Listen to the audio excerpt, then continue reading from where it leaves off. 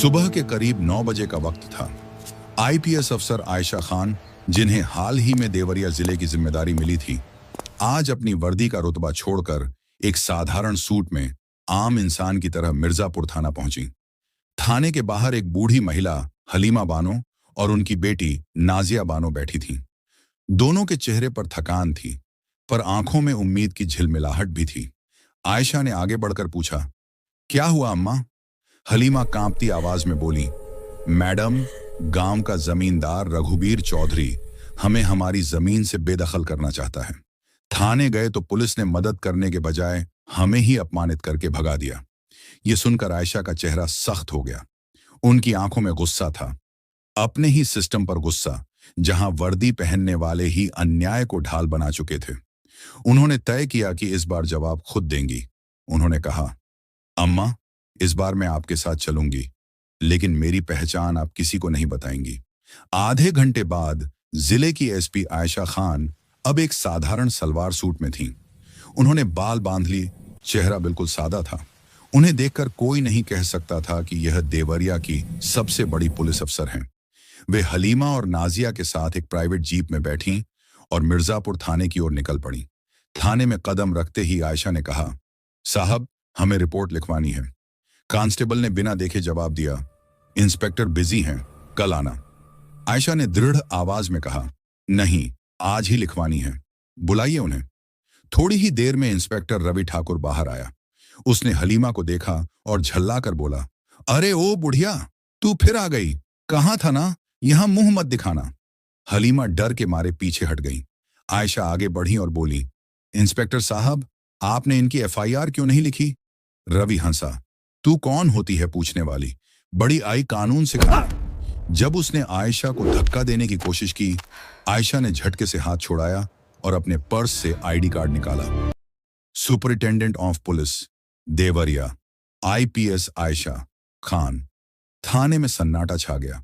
रवि ठाकुर के चेहरे का रंग उड़ गया। वह घुटनों पर गिर पड़ा। मैडम, गलती हो गई, माफ कर दीजिए, आयशा ने ठंडे स्वर में कहा। जब मैं एक आम औरत थी तब तुम्हें कानून याद नहीं आया। फिर उन्होंने आदेश दिया, रवि ठाकुर तत्काल प्रभाव से सस्पेंड किए जाते हैं। बाकी पुलिस वालों की ओर देखकर बोली, जो चुपचाप तमाशा देख रहे थे, अब पुलिस लाइन में घास छीलोगे। फिर वह खुद इंस्पेक्टर की कुर्सी पर बैठ गईं और अपने हाथों से हलीमा बानो की एफआईआर दर्ज की। एक एक शब्द, एक एक सच्चाई। उन्होंने केवल जमींदार रघुबीर चौधरी ही नहीं, बल्कि इंस्पेक्टर रवि ठाकुर पर भी ड्यूटी में लापरवाही और महिला से दुर्व्यवहार का मामला लिखा।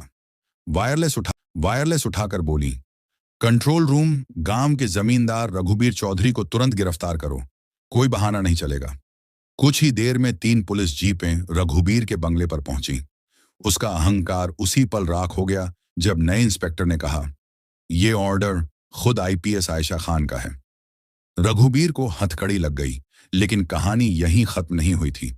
देवरिया जिले का असली खेल चला रहा था विधायक विनोद तिवारी, जो गरीबों के नाम पर राजनीति करता था, पर असल में रघुबीर जैसे लोगों से जमीनें हड़पवाता और चुनाव जीतता था। आयशा की कार्रवाई से उसकी जड़ें हिल गईं। उसने अपने रसूख का इस्तेमाल किया। डीआईजी के साथ मिलकर आयशा पर झूठे आरोप लगाकर उन्हें सस्पेंड करवा दिया गया। अधिकारों का दुरुपयोग, अनुशासनहीनता, मारपीट। अब न वर्दी थी न कुर्सी, बस एक छोटा सा क्वार्टर और एक सच्चाई का बोझ। लेकिन आयशा झुकी नहीं। उनके साथ थी हलीमा और नाजिया, जो रोज उनके लिए खाना लेकर आती और उन्हें हौसला देती। उन्हें साथ मिला उनका भरोसेमंद कांस्टेबल अनिल यादव, जो ड्यूटी के बाद चोरी छिपे थानों की सारी जानकारी उन्हें देता था। और उनसे जुड़ गईं पत्रकार सोनिया मेहता, जिन्होंने तय किया कि वे इस साजिश को उजागर करेंगी। एक नई टीम बन चुकी थी, एक सस्पेंड आईपीएस, एक ईमानदार सिपाही और एक निडर पत्रकार। आयशा ने एक खतरनाक लेकिन फूल प्रूफ प्लान बनाया। विनोद तिवारी के फार्म हाउस पर एक पार्टी थी। सोनिया ने कैटरिंग स्टाफ बनकर अंदर घुस गईं। आयशा और अनिल ने पीछे से बिजली में शॉर्ट सर्किट किया। अंधेरा छा गया और सोनिया स्टोर रूम में घुस गईं। वहां से उन्होंने वो लाल डायरी निकाली जिसमें तिवारी के सारे काले कारनामों के सबूत थे। अगले दिन सुबह सोनिया ने अपने न्यूज पोर्टल पर एक लाइव प्रेस कॉन्फ्रेंस की। उसने देश के सामने एक एक करके सबूत रख दिए। वीडियो, स्टिंग, गवाह और लाल डायरी। पूरा देश हिल गया। मीडिया में भूचाल आ गया। सरकार पर दबाव पड़ा और एक नई जांच कमेटी गठित की गई। विनोद तिवारी, रघुबीर चौधरी, रवि ठाकुर सब गिरफ्तार हुए और कुछ ही दिनों बाद आईपीएस आयशा खान को बाइज्जत बरी कर दिया गया। उनका सस्पेंशन रद्द हुआ और उन्हें दोबारा देवरिया जिले की एसपी नियुक्त किया गया। थाने में कदम रखते हुए आयशा मुस्कुराई। हलीमा बानो ने कहा, बिटिया, तूने हमें इंसाफ दिया। आयशा ने उनकी ओर देखते हुए कहा, अम्मा, यही तो वर्दी का असली मतलब है, जनता की रक्षा, न कि उसका डर।